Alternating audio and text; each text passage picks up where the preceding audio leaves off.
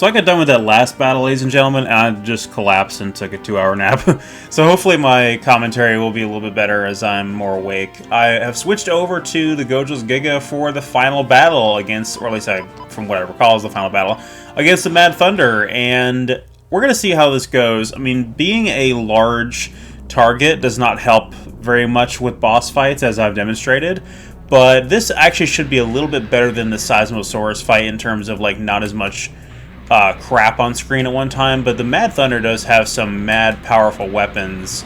But we do have the Buster Eagle Cannon, which is obscenely powerful, as I've demonstrated. And we also have ridiculous health and armor. I'm a little bit worried about Lord Gale right here, though. Like, I know if I just target the Mad Thunder, I can deal a lot of really good damage, but I need to minimize the amount of targets that are coming at me. Also, we refused help for this battle as well, just like we said we would, and so as a result, I don't have any allies on the map to just take fire away from me and just get this ridiculous amount of pressure off of me.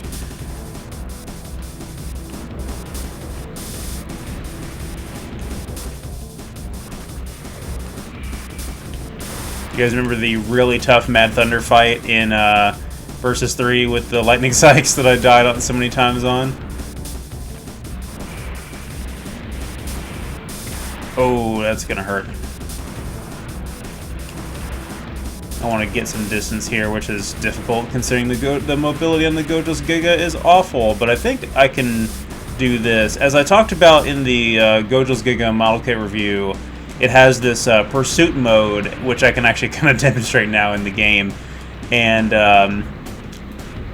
it does actually move a lot faster and a lot better than the regular... God, 650 damage with that shot. Wow, that's a lot. Yeah, the Buster Eagle Cannon is just not to be messed with at all. But that being said, when we talk about the tier list that I'm working on, I don't think I would put the regular Falcon Zoid. I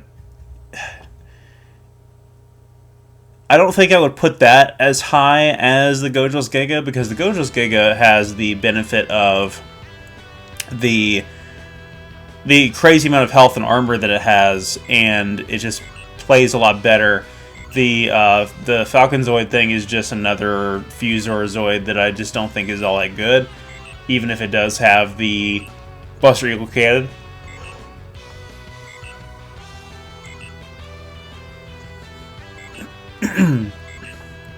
So that is the end of the Blue Unicorn campaign, and not a whole lot really to kind of recap the story now that I have the opportunity to. Not really a whole lot happens here. The Gojo's Giga looks really silly there. I can say I've never had a large Zoid like that on my finale screen before, so this is kind of cool. Not a whole lot really happens. I mean, everything kind of happens over the course of like a couple of hours in terms of the game story. Well, and maybe that's not true. Maybe a couple of days.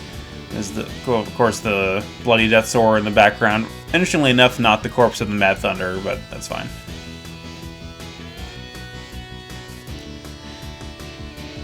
But not bad. Not an unenjoyable campaign.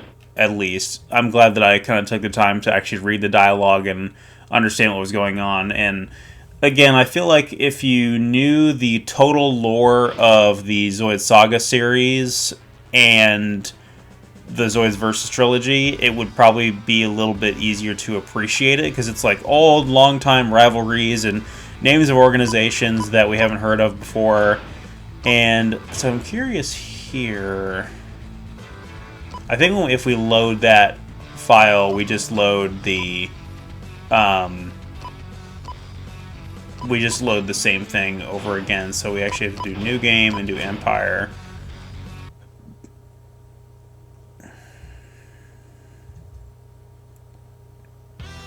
Which is interesting, because I wonder what the trigger is then to unlock the post-campaign unlockable things then. It must be the credits rolling or whatever. So this is the same opening text crawl. We're now on the the Rodiger campaign, as you can see here, a special Imperial mission team, the also called the Zenobus Hunters. And, of course, this is... I don't know when this is supposed to take place in terms of battle story timeline, but you guys know about the Gylos Empire is the faction that is in control during Chaotic Century. And they don't really, as far as I know, they don't really mention the Zenobus Empire in Chaotic Century. Like, they're just not part of that, of the canon of that anime. But the Zenobus Empire is an old regime that was defeated a long time ago, as the text explains here. And, of course, spoilers, but they would return in one form or another in the late battle story with the Neo-Zenobus Empire, with things that would get really out of control later on, like with the Seismosaurus and that kind of thing. So now we are playing as Kuki, and I hate the way I have to pronounce his name because it sounds like I'm saying Cookie. I mentioned that in the Zoids vs. 3 Let's Play, but yeah, if you read his name, it makes sense how I'm pronouncing it, but if I were just to say it out loud, it's like, what am I talking about? And then we run into Shomo, who we just played as, and we will proceed to hand him his ass. So it's the exact same battle as the previous campaign's beginning, but from the opposite perspective, just like we already know. And we have a couple of different... We have a Mulga. Do I want to go in with... Do I have the cannon reset? Look at how small.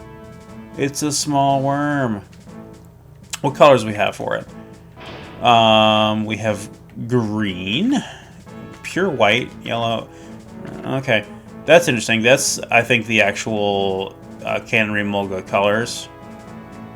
It's like the top of it changes, but nothing else changes. Is there black? No, I think black is the default. Yeah. Okay, I don't really care too much.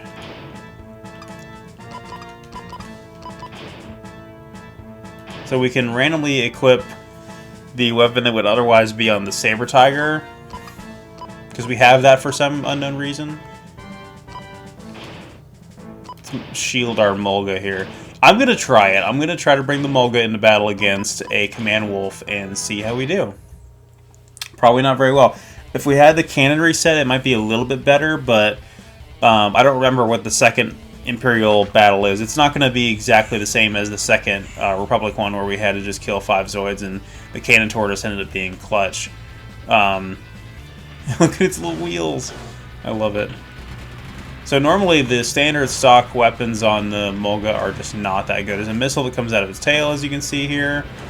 And there is the little 20mm Gatling gun there, which would seem like it would be good, but it's not. But it should be enough to deal with a regular boss level health Command Wolf with. Actually, yeah, we're doing quite well. This Command Wolf has 2,500 health, and again, like I mentioned, the Zoids that have, for some reason it's leaving the base. The Zoids that have, yeah, we're dealing quite a bit of damage, I think because of the sustained fire, but like I said, we also happen to have this cannon that was otherwise featured on the Saber Tiger.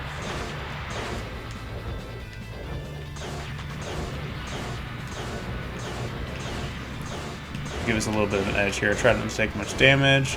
I mentioned before how these small, low-to-the-ground Zoids just send the frame rate of the game completely out of control, which I kind of prefer that over the frame rate slogging to an absolute crawl in the other parts of the game, which again seems to be generally better in Versus 3, the frame rate.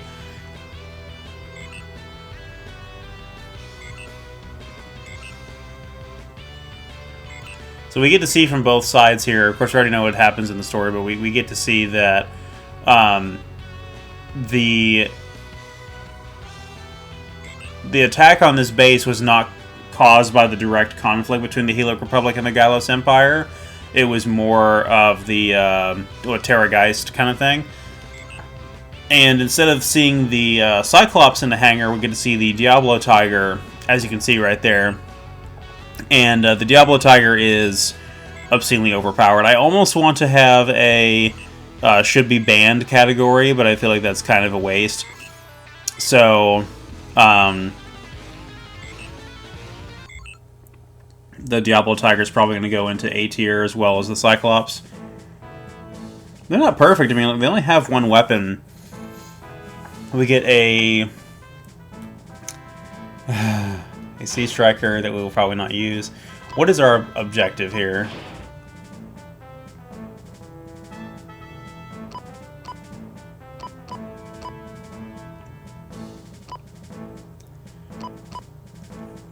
So defeat some Mulgas and the Cannon Taurus. This should be pretty easy.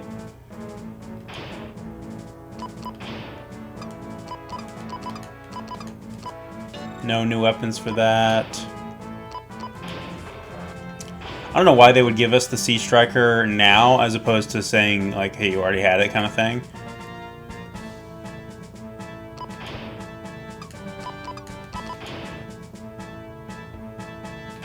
And literally, this is the cannon, the stock Command Wolf cannon as well, so...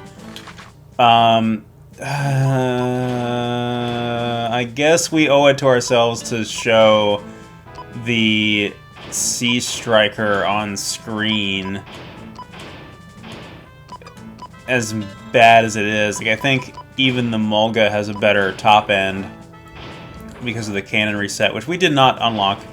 But we're going to go ahead and strip the Mulga of all of its stuff. Again, I could just circumvent this problem by just picking the Attack Cat Noir, which has pretty decent stats. But we like to live dangerously, and we also have so much experience with this game, we might as well try some things for variety and try to look at things from a new perspective. I'm also going to see what kind of colors the Sea Striker has. That's pretty okay. That's like a desert color, but it's kind of ugly. There's an actual, like, marine color, which I think is pretty fitting. That one. The white one, which I like quite a bit. The Space Sea Striker. This one looks ugly. And the default one. As I've said before, this Zoid is also known as Manta, or it's known as Manta in OER, the original European release with the red versus blue Zoids. And it's known as... Sinker in some of the original Japanese releases. This kit actually also has a Modeler Spirit series version of it, which of course is also known as Sinker. So we have our 50mm cannon, which again deals very little damage, but at least it's accurate, has a decent rate of fire. Should be good enough to take care of these Mulgas, but wow, the missiles on the Sea Striker are so... I'm sorry, the little Vulcan gun on the Sea Striker is so bad, it can't even aim down to hit the Mulgas on the ground. It's interesting that they picked this for the... at least it's fast with the boosters. Like, I kind of like the way it looks cool. I like the way it floats like that. Gonna take out our arch nemesis here, who is using missiles uselessly when we've already determined that the regular cannon on it is awesome. Of course, I still might get killed here due to incompetence.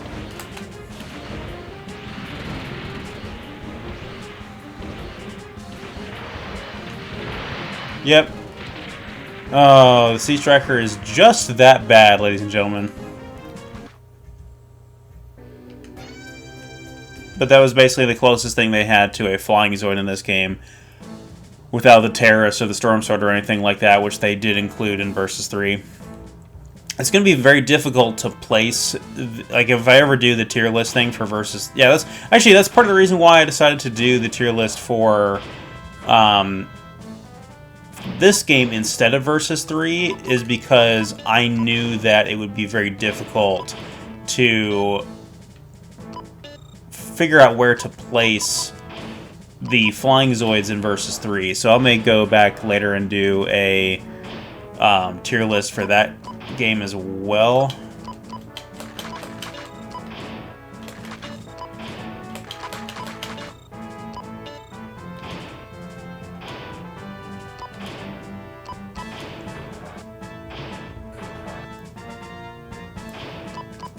Yeah, we have no choice but to use this. I want to know what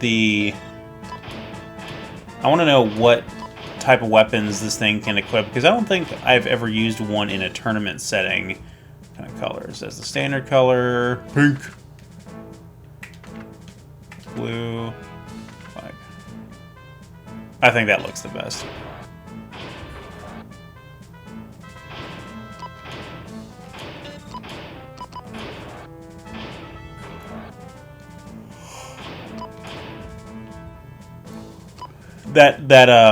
That head right there, you also may notice, is a remnant from the original like wave 1 of Zoids that a lot of the Imperial Zoids retained even all the way up until the anime era. Not like how the rocket pack just fits on there very snug.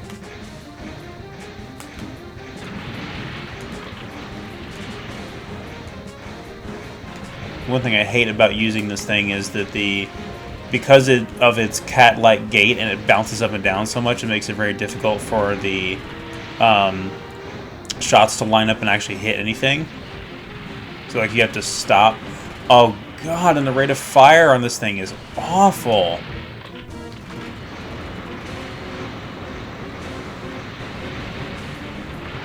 I'll use the Small 2 laser gun. I love the name of that.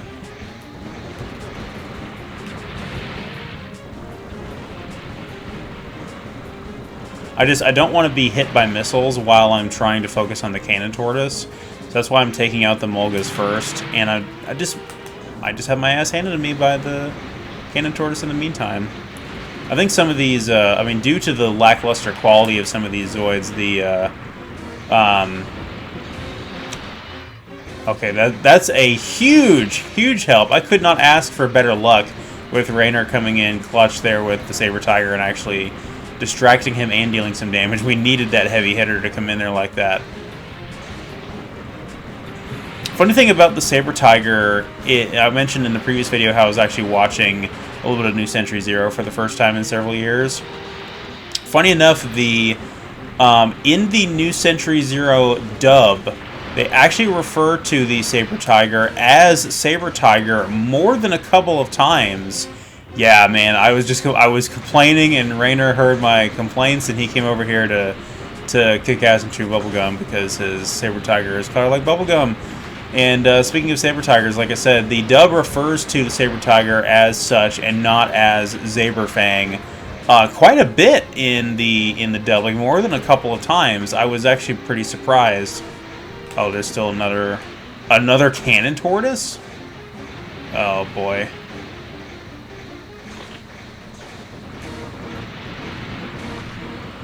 I should have plenty of... These have 2,000 health as well.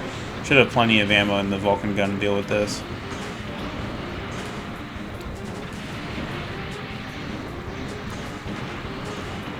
I don't know if that was just a mistake with the dub, or they were generalizing, or there was already an issue with the name Zaberfang by then, but I'm pretty sure there's other times in the dub where it is referred to as Zaberfang, and all of the toy line and everything is referred to as Zaberfang. It was referred to as Zaberfang in the Chaotic Century dub.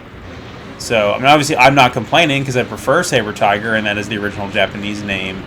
That's not, you know, localized and made to sound funny, like the, you know, we got to put Z on everything, so we got to make it sound like Zaber, you know, like that kind of stupid thing. But it's interesting too that I've complained about this already, but I haven't made any Battle Legends content since Wild came out, so this is one of the first opportunities in the canon of the Battle Legends Let's Play that I can talk about this. The,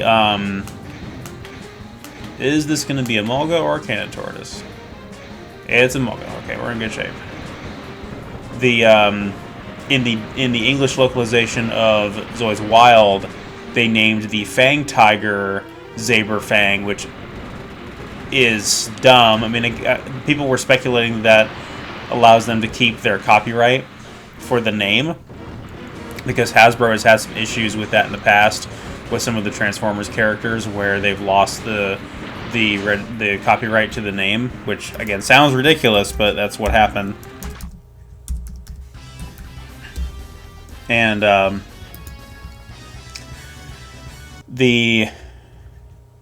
but it just makes it confusing, because the Saber Tiger Saber Fang from this era of Zoids is not the same Zoid at all as the Fang Tiger from Wild. All the operators on both factions are super cute.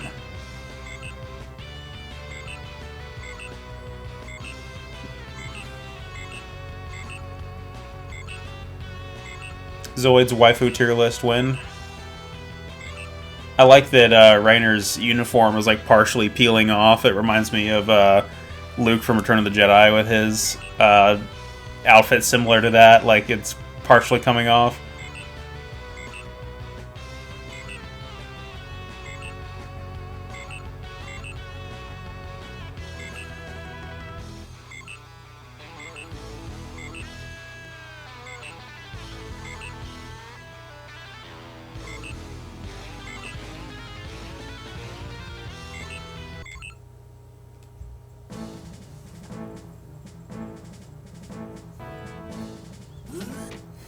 And thank God we get the Saber Fang, just like we talked about, which means I finally have a decent Zoid, and even then, I don't know how decent it really is right now because it doesn't have any good weapons.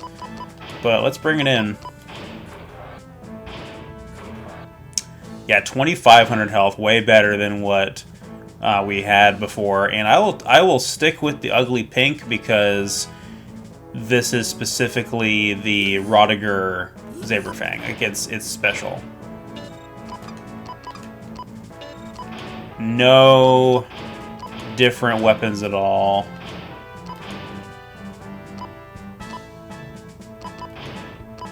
Do we care about having radar?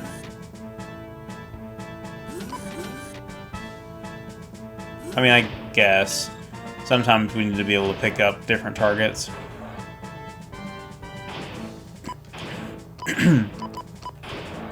I can't forget, I do want to still pick up the double pile banker thing for the Saber Tiger in the tournament mode. I doubt that we'll get that here in this campaign, but that's fine.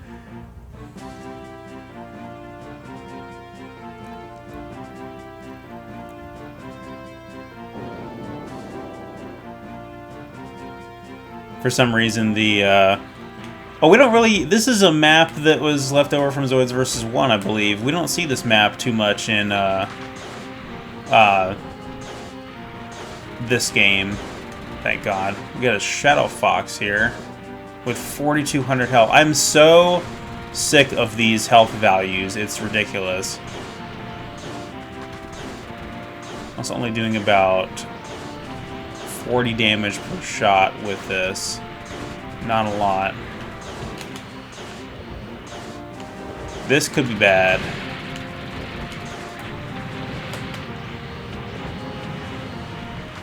We got two fully loaded command wolves and a Shadow Fox. It's a lot of missiles. And we just need to take out the Shadow Fox in order to progress. We need to take out their leader. Oh yeah, both of these command wolves have missile pods and long-range rifles. Actually, no, I think only one of... Or do they have long-range rifles? No, they have the standard stock things, but they're still like blue command wolves for whatever that's worth. They're taking a lot of damage from friendly fire, actually. I think I can keep this up. Maybe I should just switch to the shock cannon because it'll deal little more damage.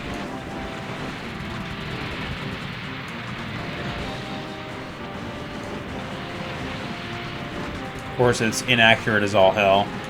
I don't know what I was talking about. I was talking about something before we started this fight, and I completely blanked on what it is.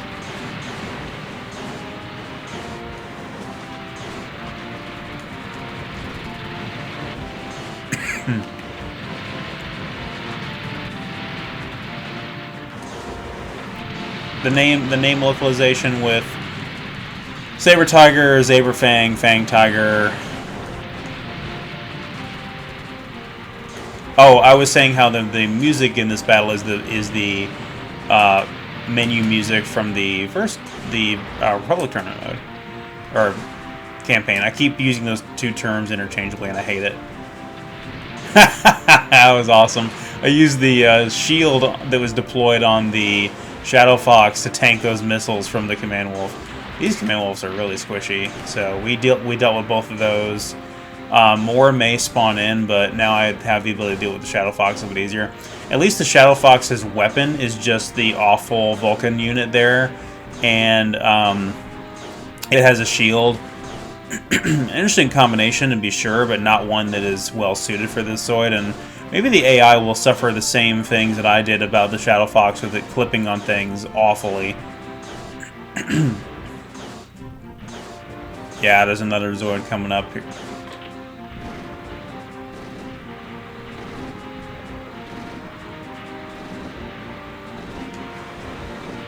I love Bit's reaction when he salvages the shock cannon off of the Saber Tiger in New Century to put in the Liger Zero. He's like, a shock cannon, triple barrel, and it's like, yeah, that's what it is. Although what's funny is the actual cannon we see underneath the Liger Zero in the model kit and in all the continuity does not at all look like the one from the Saber Tiger, and it has 2 barrels instead of 3. Trying to carefully plan my gate where when he does the downward motion, I fire. That way, the shots have a better chance of hitting the Shadow Fox there. It's almost dead. I don't want to take out another round of Command Wolves. I really want to just be done with this. There we go. That was going to be pretty clutch. I won't lie. Like, that was getting pretty hairy there. Only because had that gone on much longer, I would have not have been able to take that much damage. Nice, challenging battle. Really did appreciate that, especially because they could have easily just, you know, given us something else, something less strong, like just Command Wolves or something like that. And then... oh my god, I'm still yawning even after that nap. They didn't give us any good weapons, so they really did force us to use what we had, which I think is an effective challenge. I like when the game does that. Leviathan again.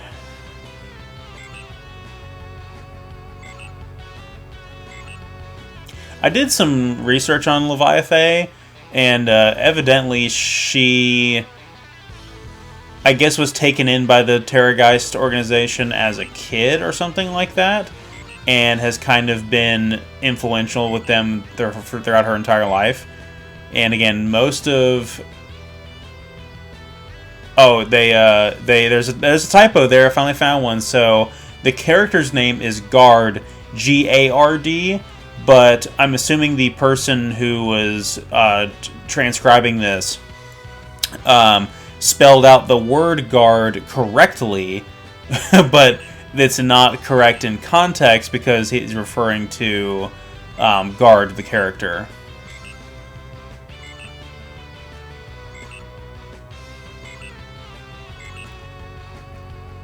Looks like they know each other.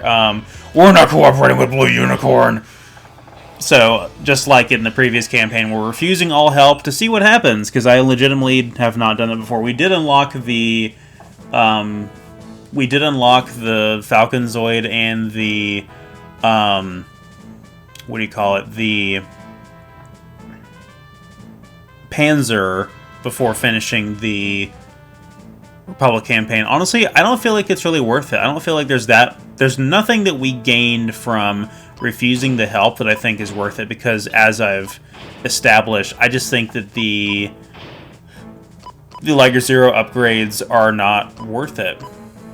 That's interesting. So we can switch to the Command Wolf AC cannon. Is that worth it, though? How much damage does it deal? Offensive range. It is a little bit better. Let's go with it. Looks a little ridiculous, but what can be done about that? And then Weapon Binder, just in case we need some missiles. You never know.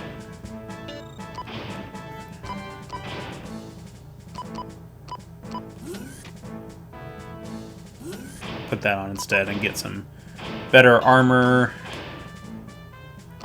Okay, I'm not happy with this loadout, but it is what it is. Let's continue where we left off.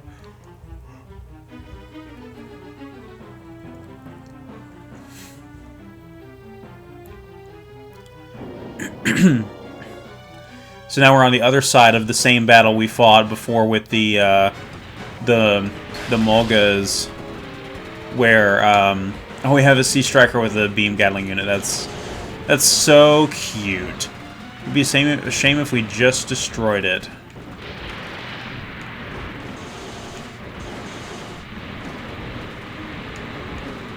We are taking a massive hailfire of missiles, though. So there's no Snipe Master or Cannon Tortoise like raining absolute hell from across the map at us. I think in the in that campaign, we were just like, yeah, destroy both Rodiger and Terrorgeist. Of course, I'm actually getting annihilated here. Look at all these damn missiles. Wow, I just got gangbanged by Mulgas. That happened just now. Let's try it again. Maybe focus on some of them before the Sea Striker, because the Sea Striker is an easy target. And it doesn't have... well, it does have missiles, but they're... easier to dodge. I can just focus on the Mulgas and their squishiness.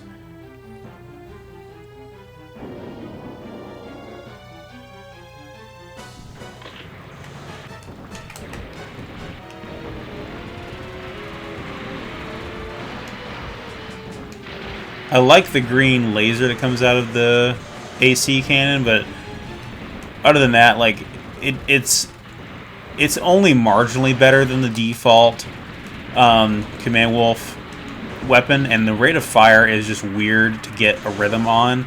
So the long-range rifle is usually always the way to go, which is totally backwards in the anime, because like Brad's Command Wolf starts out with the long-range rifle, and then he switches to this, and I'm like, dude, no, you had it wrong, you had it backwards. The only thing he might have gained was better ammo capacity. Alright, so we defeated those Mulgas. We can focus on the Sea Striker now. Oh yeah, look at that damage. It's another one of those weapons that doesn't...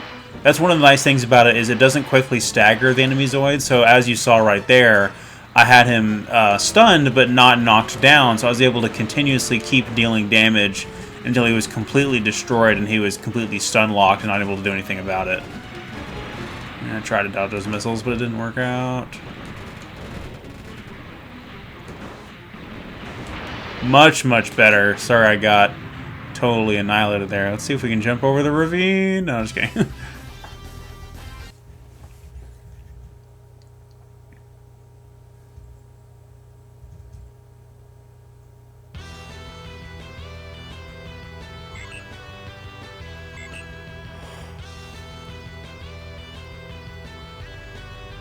So at this point, Kuki and Rainer are just trying to resupply and kind of get their bearings back because they kind of got beat up pretty bad. So they're resupplying at a base.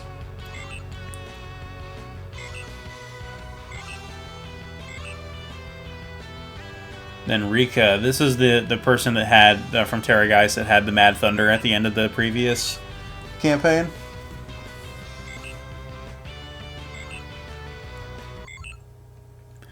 I think this is the escape from the stupid fortress mission that I hated so much in the...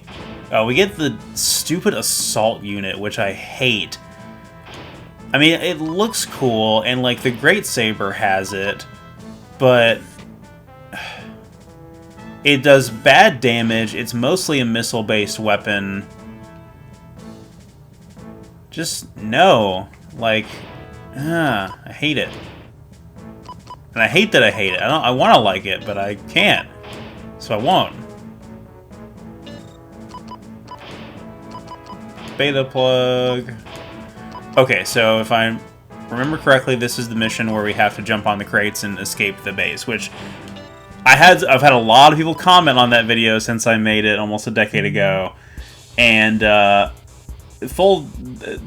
was really sloppy on my part. I don't like how I handled that, and I really like. But if I'm being honest, like, I just don't think that's good game design at all, is the way they handled that. Like, there's no way to know that that's the intended way to get out, and if you don't, because none of the rest of the game has you doing platforming on that level. Like, nowhere else in the game do you do platforming like that. Alright, we'll take out 2 Sea Strikers. I don't know where I am on the map, so we're going to go further into the base. I'm pretty sure it's in the upper left corner is where the crate is I need to jump on. But I'll know when I see it.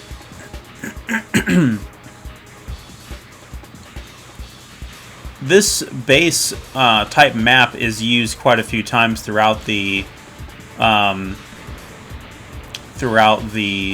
game, but it's using a very interesting layout here that's kind of maze-like. I don't want to keep fighting them.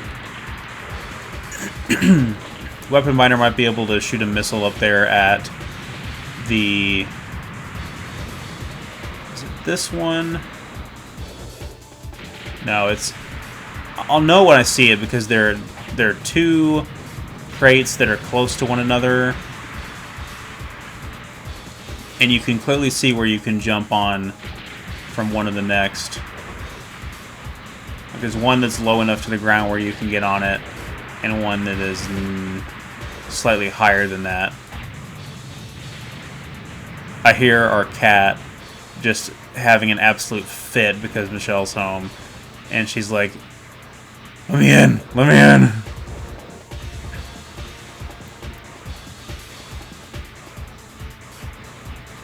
Yeah, it's this right here. Now, I guess maybe it's not as cryptic as I thought, because looking at this, I mean, I ultimately figured it out, so how cryptic could it have been, right? It's also not well designed, and, well, I mean, the platforming, this game is not meant for platforming. The jumps are like a single leap just to get some air, so the fact that we have to, and if not all 4 legs of your Zoid are on a surface like that, you'll probably just clip through. Yeah, like that. So it's... Oh, I've been dreading having to do this again. But here we are.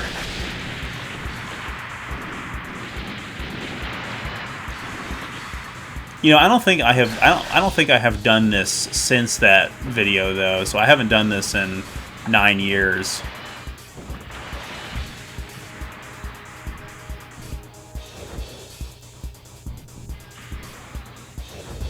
Oh my god. The other question, though, too, is this more or less viable depending on which Zoid you pick? Because obviously they want you to use the Saber Tiger because it's the most powerful thing you have and the thing you unlocked the most recently. Okay, almost there. Do not mess this up.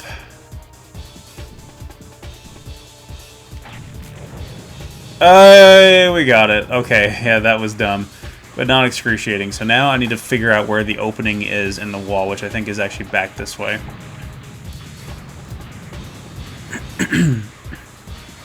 The other hint should have been the fact that they show the entire base map in your mini-map, which they typically... Well, yeah. I mean, certain maps, they'll show the entire map if there's a location that's important. Otherwise, it's just more about the placement of the enemies, which it switches to your radar and not a mini map for that.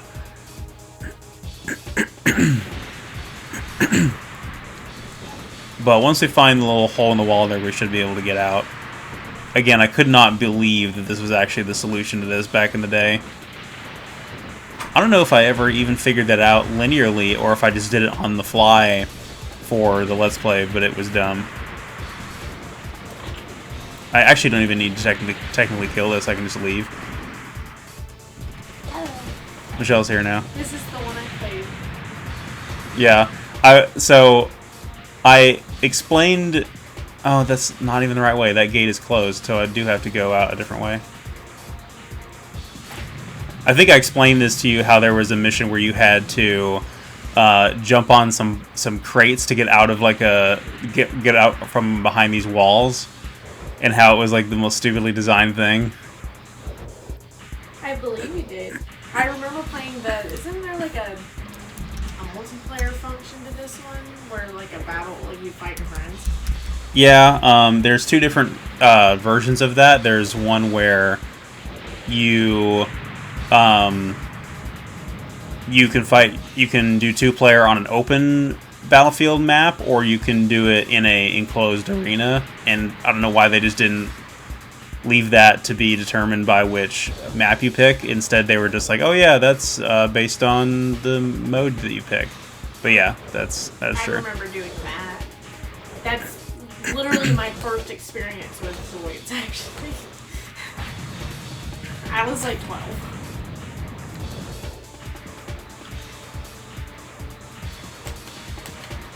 What the fuck is that? That's the Protozabe, which is going to try to kill me, so I'm going to avoid it. Run. I don't know why it's there. What are you? I'm the regular saber tiger. There it is. It's so cute. Speaking of tigers, Astrid, don't do it. I heard her fussing when you got here. That's how I knew you were here.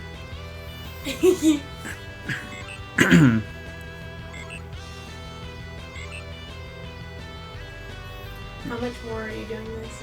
I'm at 42 minutes, so I'm when I hit an hour probably. Okay, then. Bye, guys. I gotta go. I'm gonna work all day, so I'm gonna go shower. Word. Word. Come on, Astrid.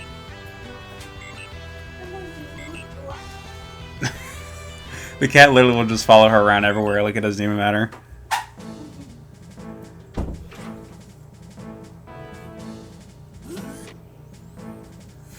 Okay, so now we get the Protozabe and the Rev Raptor. Proto Sniper Rifle, I don't know what that is. Is that something for the Protozabe? Let's find out really quick. Obviously, I'm going to switch over and use it because we never really get to use it otherwise. And I think it does look pretty cool, so Protozabe. It's got pretty good stats.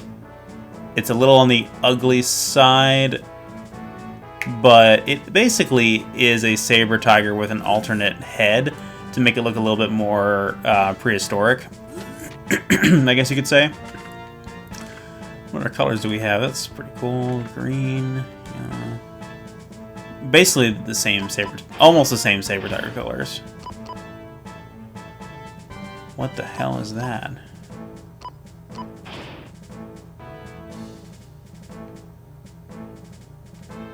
I guess we're gonna use that. I don't know if I remember using that or not, or if it was any good. But we're gonna use it.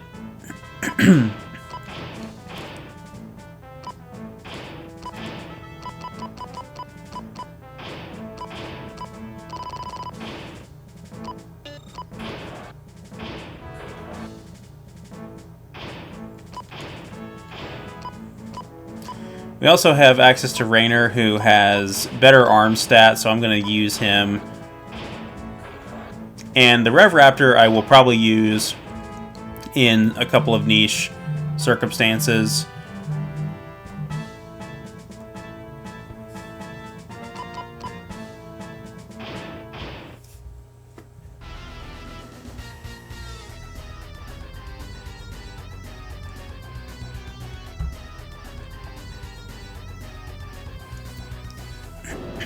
I just don't remember this proto sniper rifle thing. It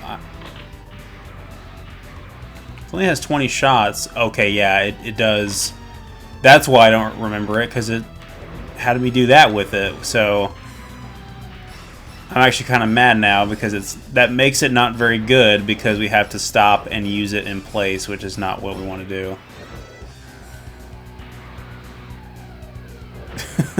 Our model kind of went all over the place there.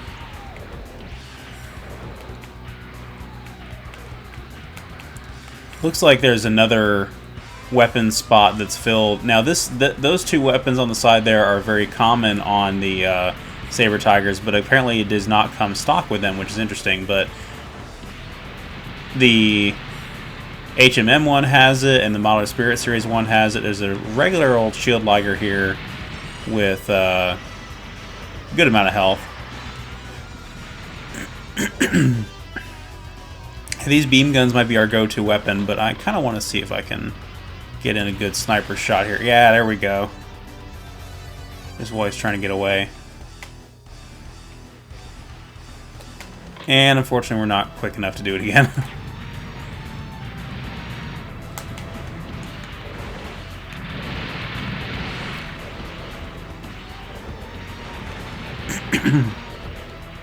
Yeah, the Shield Liger's missiles are nothing to sneeze at, and the Shield Ligers are obviously pretty durable, but other than that, they don't really have a whole lot going on that I would need to worry about.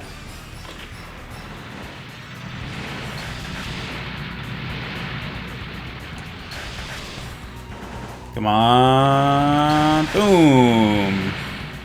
Nice. That was definitely a risky idea, not very well thought out. This is the same map we were in with the Geno Breaker and the Rev Raptors.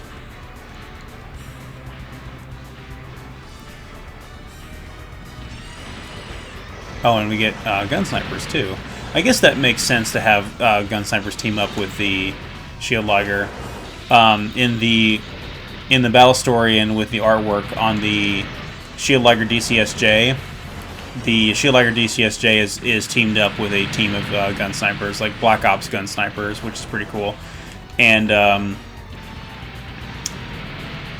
I actually need to try and see, because apparently in Zoids vs. 2, if you have a save file on your memory card from Zoids vs. 1, you can unlock the Shield Liger DCSJ, and I need to see if that is possible here in this game. So I need to go back and play Zoids vs. 1 and load my save file.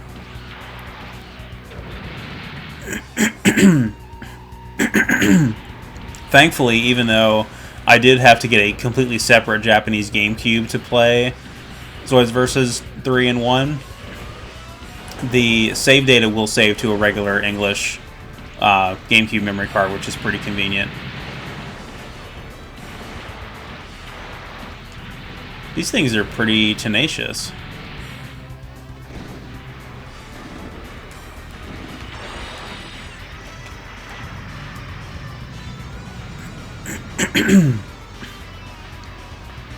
I need some water badly.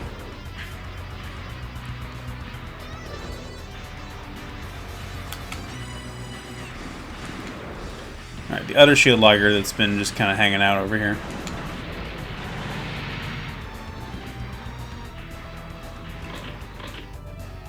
Oh, it's stuck. What a shame. If only we had a precision sniping weapon. We actually kind of did it a favor. We got it unstuck there.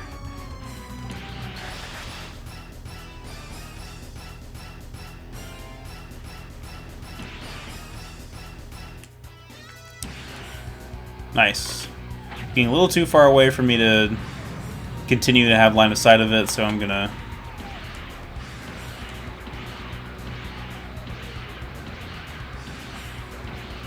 I feel like this 20mm beam guns on either side kind of just reminds me a lot of the Command Wolf weapon, which is fine just to have it kind of an unobtrusive extra slot on the Saber Tiger, because it's along the shoulders of the Saber Tiger there, so it doesn't take up any other weapon spot.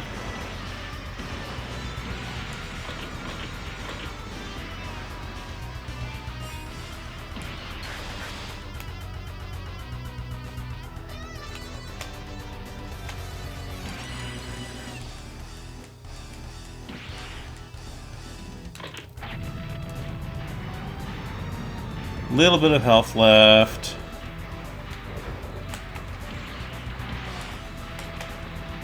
All right.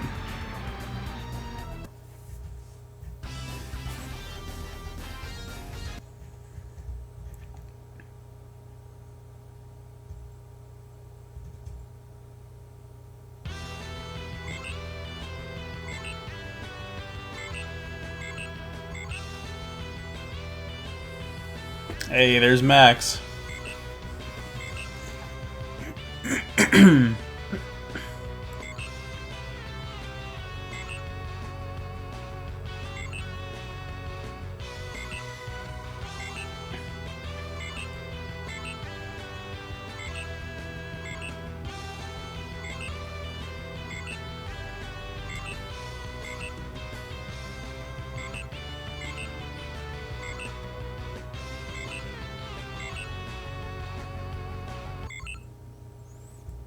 Sergeant Max of Legendary Fang.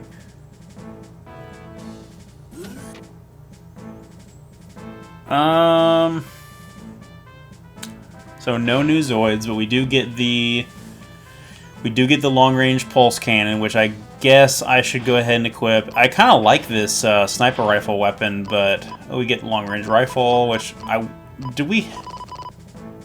Oh, so I didn't actually get the pulse cannon at all, or did I? Did I get the long-range rifle instead?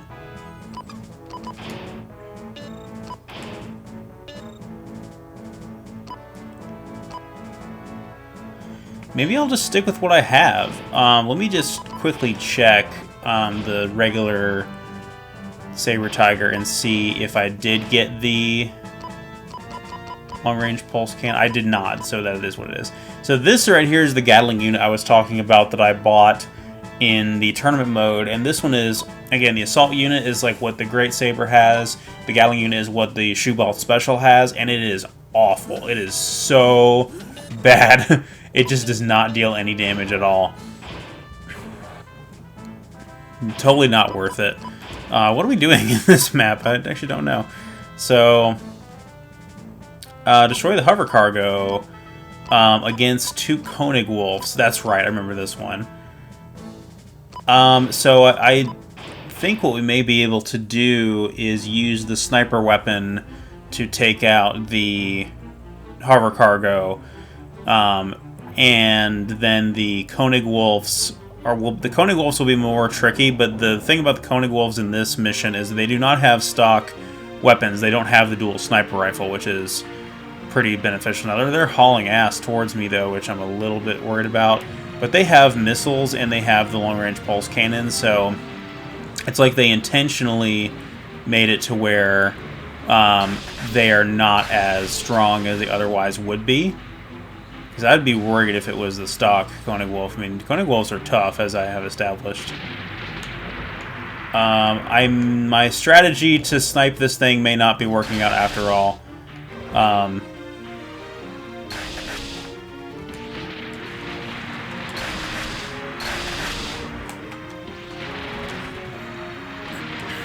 Oh, even worse, this one has the stupid Shadow Fox Gatling unit on it. Yeah, we should be able to take it out pretty easily. It just has the weapon binder and the stupid Shadow Fox thing. You know, I actually may be able to equip the weapon binder from my Geno Breaker onto my Koenig Wolf model kit. I'll have to try that out.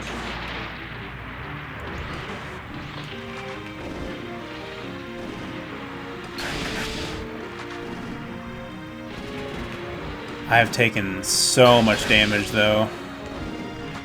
I'd almost want to try the Rev Raptor here to try to get in some cheap damage against the Koenig Wolves with the blades, but at the same time, I just feel like I would be way too squishy.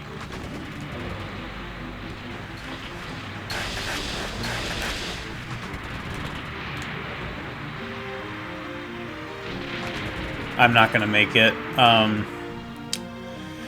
I need a different loadout. I don't know what else to pick from except for maybe the long-range rifle, and even then the long-range rifle doesn't deal that much damage.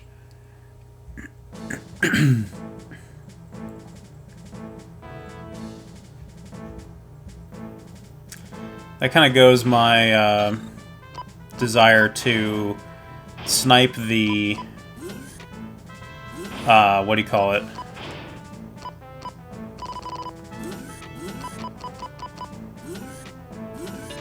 Yeah, that kind of ruins my idea to use the sniper rifle against the hover cargo.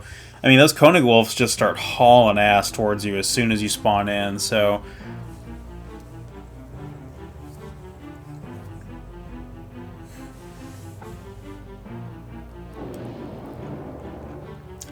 We do have Max on our side here, and I actually do not know what he has the lightning spikes, that's right. So, pretty good counter to the Koenig wolves. Yeah, this is the one that has the pulse cannon. Let me get to the long-range rifle. This is obviously the much more dangerous one. Although he seems like he's dealing with Max, so I'll leave him alone.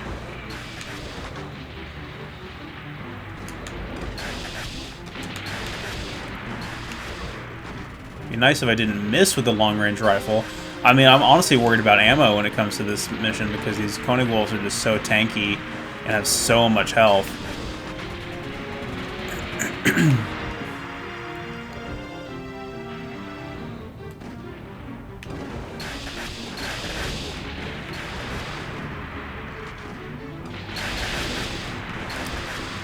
Long-range rifle should be enough to get the job done. It seems like it's dealing decent enough damage.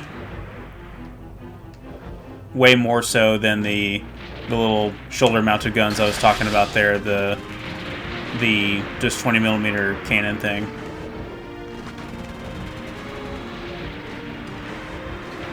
Okay, that's one down. The less dangerous one had just the Shadow Fox weapon on it. This one has chased Max all the way to the corner of the map and has pretty much kicked his ass. So that's a shame, but this one has the long-range pulse cannon, which thankfully at least the projectiles on it are slow and we can dodge them. But still very dangerous. Lots of damage. He's got a shield too. This guy's not playing around. He also has the same weapon missile pod system that the well, I guess what is considered the Koenig Wolf Mark II from Fusers has. Again, I don't know why you would ever use that when you have the dual sniper rifle, the best weapon in the game, but Max is down. I'm not even worried about friendly fire at all on this because there's no points. So let's find the hover cargo. Oh, I guess it doesn't matter.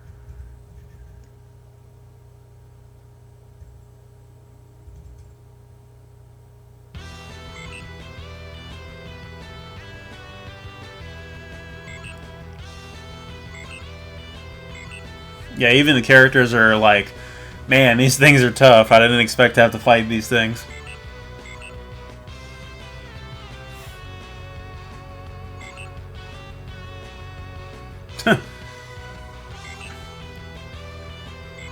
Claudia shows up and Cookie's like, is that an actual woman out here on this battlefield?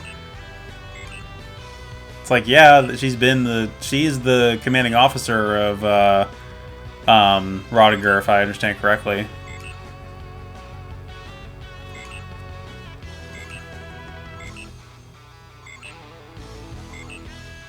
Alright, time for the Bloody Death Sword fight. This time it is Rika that's bringing it into battle instead of Leviathan. And we get the Lightning Spikes, which makes the rest of this campaign completely trivial. Although there are some reasons why I would probably still go back to the Protozabe. But yeah, we're just going to strip this thing naked and switch over to the Lightning Spikes.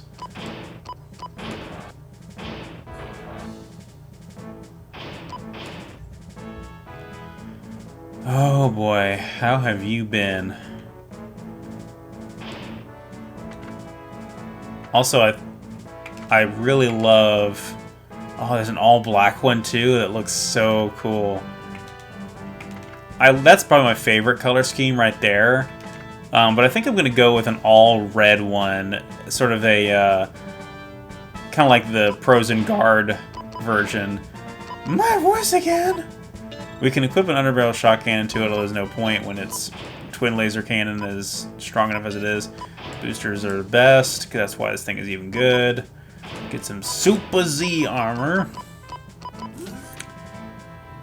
I want the best boost to mobility, not that it really matters, because this thing is already a house. Let's do this.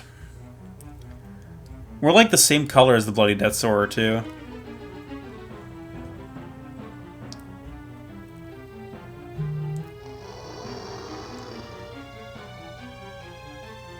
And we spawn already like outside the threshold of the battlefield. And we have Claudia. Claudia has a Genobreaker. That's not really going to be very helpful though, because again, its only ranged weapon is the what do you call it? The weapon binder. It's going to deal negligible damage and just be a big target for us.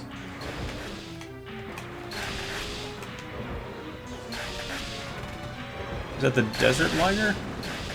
Oh, Empire Liger Zeros. I forgot about this. Yeah. So, we have a couple of Empire Liger Zeros to deal with in this fight. I guess we're not quite at the fight with the Bloody Death Sword yet. And they have long-range rifles, which is a really good setup overall. Of course, being the lightning sights, we can just make this completely trivial. We're just so fast. Oh, that was a lot of missiles. They couldn't have all come from Claudia, could they?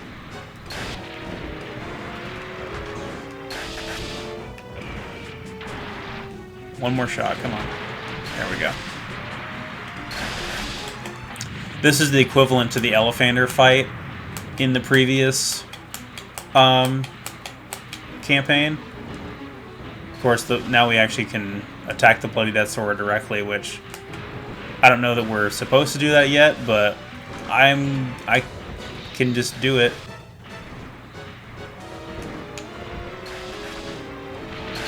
The Lightning Sykes is best against larger Zoids that are easier targets. I mean, it's still very good at avoiding those types of things, but I feel like it needs a little bit of an upgrade to its turning to be able to line up some of these shots effectively. And maybe that's because I have such big armor on it. If I were to take that off, it might do a little bit better.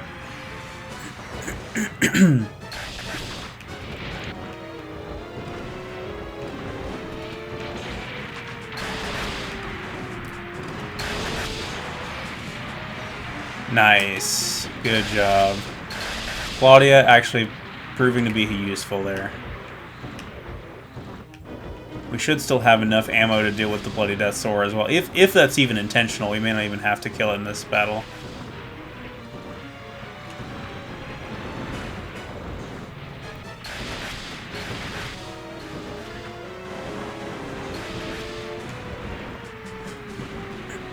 But we can, and so we will. Or I could just get my ass completely handed to me. That was unexpected. I'm probably going to get hit by the charged particle beam here. Man, I hate that. I was doing fine, and then I just get hit by random missiles out of nowhere.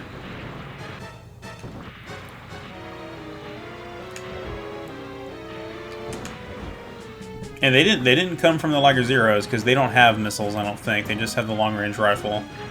Unless they do, which I wouldn't be surprised. Oh boy, here we go again. Luckily we're fast. Those cats were fast as lightning. As the song goes.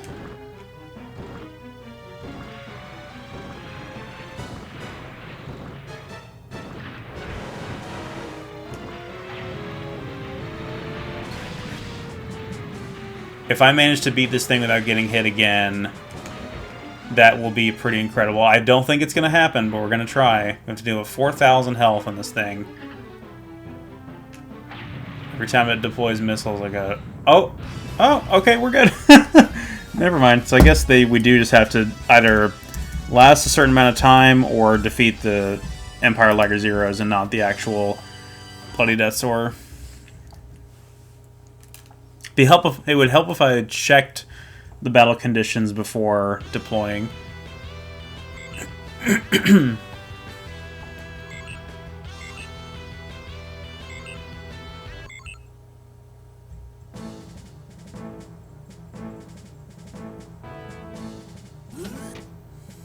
and we get a Genobreaker, which we don't really care about. Alright, so I think that's it for now. I'm just right around an hour, so we'll continue this where we left off next time.